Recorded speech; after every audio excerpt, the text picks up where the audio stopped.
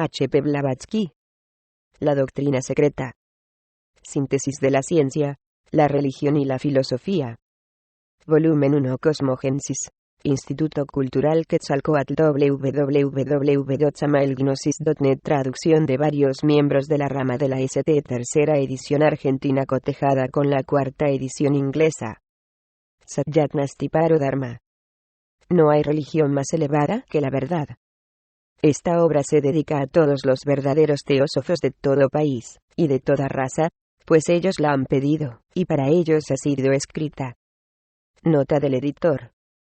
Al dar a publicidad esta nueva edición de la doctrina secreta de H. P. Blavatsky, y con el propósito de que la misma tenga la jerarquía que merece una obra de tanta trascendencia, le hemos incorporado algunos materiales no incluidos hasta ahora en otras ediciones en castellano, los cuales comprenden un esbozo biográfico de la autora, un nuevo capítulo titulado Cómo fue escrita la doctrina secreta, 3 glosarios, y, finalmente, un índice temático y una sección bibliográfica en cada uno de los tomos que integran la obra, todo lo cual, sin duda, facilitará su lectura y estudio.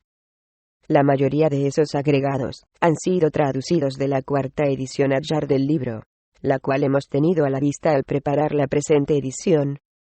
El esbozo biográfico de H. P. Blavatsky y el capítulo Cómo fue escrita la doctrina secreta son debidos a la pluma de Josephine Ransom, autoridad en la obra de referencia, a cuyo cargo estuvo la supervisión de la citada cuarta edición. El mencionado capítulo, compilado en base a la documentación existente en los archivos y registros de la Sociedad Teosófica de Adyar, es un aporte de singular importancia que arroja mucha luz acerca de la forma como fue realizada esta obra cumbre de la literatura esotérica. Los interesantes índices temáticos también pertenecen a la edición inglesa, señalando al respecto que nos hemos permitido incluir en cada estancia los títulos asignados por dicho índice, pese a que estos no figuraron en el original ni en las posteriores ediciones del libro, por considerar que facilitan la comprensión del texto. En lo referente a los glosarios cabe destacar que los 2 insertos en los volúmenes primero y tercero tienen por objeto definir algunos de los términos empleados en las estancias, habiendo sido extraídos de la obra Las estancias de Tzyan, publicada por la Biblioteca Orientalista Editorial Teosófica de Barcelona en 1930, y que el extenso glosario de términos sánscritos y otros relacionados con la doctrina secreta que figura al final de la obra, fue preparado en 1938 por la señora Adelta Henry Peterson con la colaboración de eruditos de la Biblioteca de la Sociedad Teosófica de Adyar, y pertenece también a la edición inglesa anteriormente mencionada, de la cual ha sido traducido. Buenos Aires, diciembre de 1956. Al lector. Inspirándonos en el ejemplo de la que fue, y es aún nuestra maestra, H. P. Blavatsky, y accediendo a los repetidos ruegos de los teósofos de España y América que no conocen el inglés, determinamos emprender la tarea de la traducción y publicación de esta obra capital de teosofía. Al comprometernos a llevar a cabo tal empresa, creíamos tener mucho adelantado con lo que de ella dejó traducido nuestro inolvidable presidente, discípulo, Francisco de Montolio, y de Togores. Pero publicada ya la tercera edición inglesa, a la cual debíamos ajustar nuestro trabajo, nos encontramos con que la corrección y arreglo de lo ya traducido, que lo estaba de la segunda edición, implicaba una labor más prolija que el de una nueva traducción, por cuyo motivo, la aparición de esta obra ha tenido lugar más tarde de lo que habíamos calculado.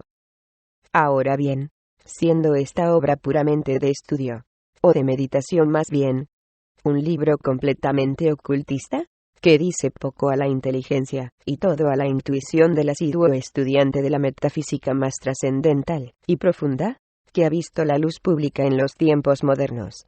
No era posible traducir estos volúmenes tan libremente como una obra ordinaria, y menos aún hacer primores de literatura, tanto por no prestarse a ello la índole de su contenido, como por no poseer sus traductores el dominio del hermoso idioma castellano, que para ello se hubiera requerido.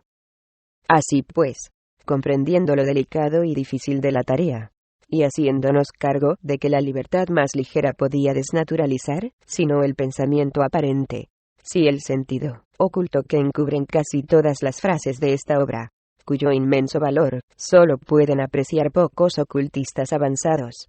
Nos hemos ceñido a la traducción más literal, compatible con la claridad del lenguaje. Por tanto, no espere el lector encontrar en esta traducción galas literarias, sino una interpretación tan fiel y tan clara como sea posible de conceptos que encubren los misterios más profundos, las verdades ocultas más trascendentales, a menudo expresadas con frase obscura, en la mayoría de los casos con pensamientos truncados en el punto más importante para completarlos después de algunas o muchas páginas que tratan de otros asuntos. Método eminentemente oriental, para que solo la intuición pueda penetrar ciertos misterios.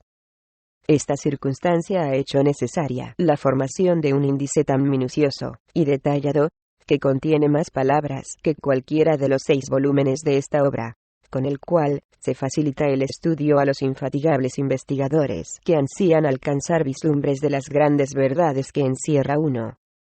1. El índice de referencia no ha sido traducido aún a nuestro idioma NDL. Pedimos a nuestros hermanos, los miembros de la Sociedad Teosófica en España y en América, para quienes especialmente se ha emprendido la publicación de este libro en español, indulgencia por las faltas que noten hijas de nuestra insuficiencia, ya que el único móvil que nos ha impulsado a acometer semejante empresa con nuestras escasísimas fuerzas, es el cumplimiento del deber que tiene todo teósofo de ayudar a sus hermanos, y de contribuir, con todo su poder al progreso espiritual de la humanidad, que es, a la vez, el suyo propio. Los traductores miembros de la rama de la STE. 1. L. Francisco Montolio, y de Togores, primer presidente de la rama de la Sociedad Teosófica en Madrid, tradujo una gran parte de la doctrina secreta de la segunda edición inglesa. A su muerte, en 1892, y cuando ya había aparecido la tercera edición de dicha obra, varios teósofos emprendieron una nueva traducción, la cual fue publicada en 2 tomos Madrid, 1895 y 1898, y conectada por la señora Avesant con documentos inéditos dejados por H.P.B., los que fueron traducidos luego por Federico Climent Terrer, y publicados en un tercer tomo por la Biblioteca Orientalista de R. Maina de Barcelona 1911. Entre los teósofos que se ocuparon de la traducción de los 2 primeros tomos, figuraron los señores Melián, Dorestes, Díaz Pérez, Cifre, Treviño, hermanos Molano y González Blanco. Datos tomadas de la obra Simbología Arcaica de Mario Rosso de Luna, Editorial Puello, Madrid, 1921. En el prefacio de la primera edición, la autora, la escritora más bien, siente la necesidad de excusarse de lo mucho que ha tardado en aparecer esta obra. La causa ha sido el mal estado de su salud y la magnitud de la empresa. Aún los 2 volúmenes dados a luz no completan el plan, ni siquiera agotan los asuntos de que tratan. Gran cantidad de materiales ha sido ya preparada, referente a la historia del ocultismo según se halla contenida en las vidas de los grandes adeptos de la raza aria, y mostrando la influencia de la filosofía oculta en la dirección de la vida, tal como es y tal como debe ser. Si los presentes volúmenes son recibidos de un modo favorable, no se perdonará esfuerzo alguno para completar la obra. Cuando por primera vez se anunció la preparación de la obra, no era el plan actual el que se tenía a la vista. Como se anunció en un principio, se pensó que la doctrina secreta fuese una versión ampliada y corregida de Isis, sin velo. Pero pronto se vio que las explicaciones que podían añadirse a las ya dadas al mundo en la última obra citada, y en otras que también se ocupan de la ciencia esotérica, eran de una naturaleza tal que exigían un método diferente de exposición. Y por lo tanto, los volúmenes actuales no contienen, en total, ni 20 páginas extractadas de Isis, sin velo. La autora no considera necesario pedir indulgencia a sus lectores y críticos por los muchos defectos en cuestión de estilo, y por la imperfección del inglés que pueda observarse en estas páginas. Es una extranjera, y adquirió el conocimiento de este idioma en edad algo avanzada. Empléase la lengua inglesa por ofrecer el medio más extensamente difundido para servir de vehículo a las verdades que debe poner de manifiesto ante el mundo. No son estas verdades presentadas en manera alguna como una revelación, ni pretende la autora tomar la posición de un revelador de conocimientos místicos, dados a luz ahora, por vez primera en la historia. Porque lo que se haya contenido en esta obra, puede encontrarse esparcido en millares de volúmenes que encierran las escrituras de las grandes religiones asiáticas y primitivas europeas, oculto bajo jeroglíficos y símbolos, y hasta la fecha inadvertido a causa de este velo. Lo que ahora se pretende es reunir las más antiguas doctrinas y constituir con ellas un conjunto armónico y continuo. La única ventaja que tengo sobre mis predecesores es la de no tener que recurrir a especulaciones o teorías personales.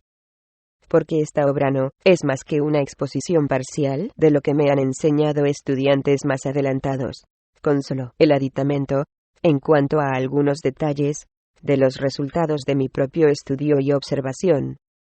La publicación de muchos de los hechos que se citan ha sido necesaria por razón de las extrañas y fantásticas especulaciones a que se han entregado muchos teósofos y estudiantes de misticismo durante estos últimos años, en su afán de construir un sistema completo deducido de los pocos hechos que les habían sido comunicados. Es innecesario decir que esta obra no es la doctrina secreta en su totalidad. Es tan solo un número escogido de fragmentos de sus doctrinas fundamentales, concediéndose especial atención a algunos hechos de que se han apoderado diversos escritores, desfigurándolos hasta quitarles toda semejanza con la verdad. Pero quizás sea de desear la declaración inequívoca de que las enseñanzas contenidas en estos volúmenes, por incompletas y fragmentarias que sean, no pertenecen de modo exclusivo ni a la religión hindú, ni a la de Zoroastro, ni a la caldea, ni a la egipcia, ni al budismo, ni al islamismo, ni al judaísmo, ni al cristianismo. La doctrina secreta es la esencia de todas ellas. Habiendo salido de ella los distintos sistemas religiosos al nacer, los retrotraemos a su elemento original, del cual todos los misterios y dogmas se han desarrollado, para venir a materializarse. Es más que probable que una gran parte del público considerara la obra como una novela de las más extravagantes. ¿Por qué? ¿Quién es el que ha oído hablar alguna vez del libro de Tzyan? La escritora, sin embargo, está dispuesta por completo a asumir la responsabilidad de cuanto se haya contenido en este libro, y aún hacer frente al cargo de haberlo inventado todo.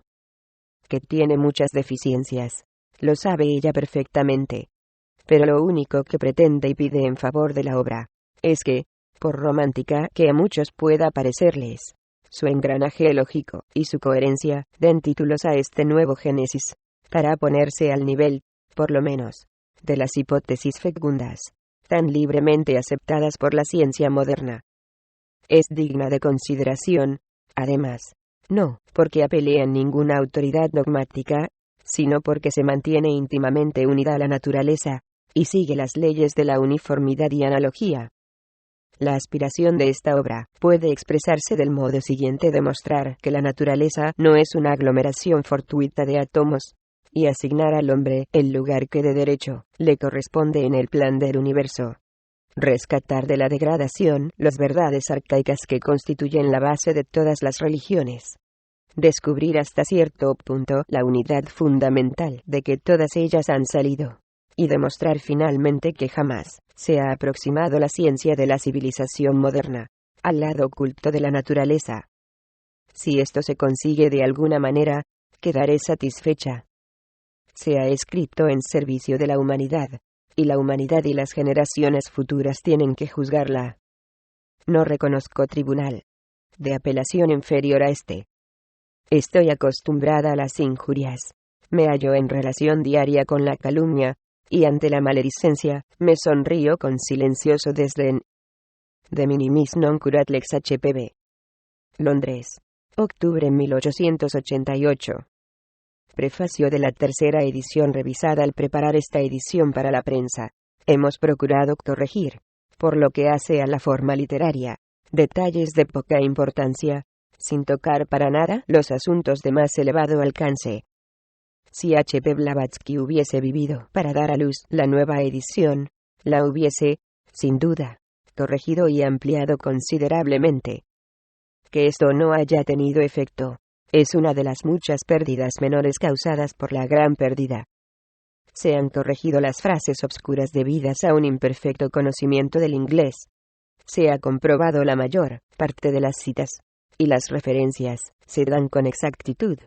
Tarea muy laboriosa, pues las referencias se puntualizaron poco en las primeras ediciones. Se ha adoptado también un sistema uniforme para la transcripción de las palabras sánscritas. Rechazando la forma más generalmente aceptada por los orientalistas de Occidente, por considerarla ocasionada a error, hemos dado, en vez de las consonantes que no existen en el alfabeto inglés, combinaciones que expresan aproximadamente su sonido 1, y hemos señalado, cuidadosamente las cantidades sobre las vocales, en los casos que lo requerían 2. Algunas veces hemos añadido notas al texto, pero esto se ha hecho con parquedad, y solo cuando aquellas constituyen, naturalmente, parte de este. Hemos añadido un índice 3 considerable, para ayuda de los estudiantes, y lo hemos encuadernado separadamente, con objeto de facilitar la búsqueda de sus referencias. Debemos el magno trabajo de su formación a Mr. A.J. Faulding, a Nieves and G.R.S.M. Londres, 1893.